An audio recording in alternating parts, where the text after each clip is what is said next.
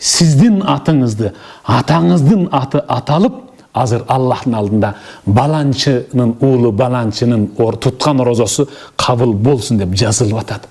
Баланчының уылы баланчының оқыған хатмы Құр'аны, тилаваттары, берген қайырымдылықтары, оқыған намаздары деп атыңыз атаңыздың аты менен қоша жазылып атады Аллахтың алдына.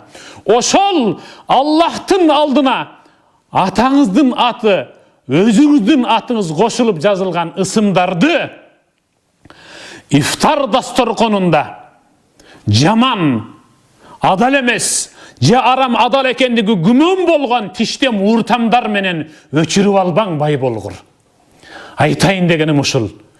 Кабыл болойын деп жатқан орозоңузду өчүрүп албаң. Жазылған ысымыңызды Аллахтын алдынан өчүрүп албаң, сүйүктүү бир тууган. Келиң.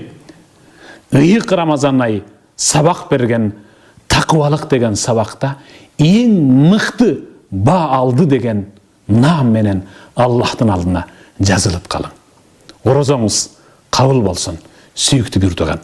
Сабакты бөлүшкөндү эч качан унутпаң. Башка бирөөлөргө дагы жеткиргенге жардам бериң.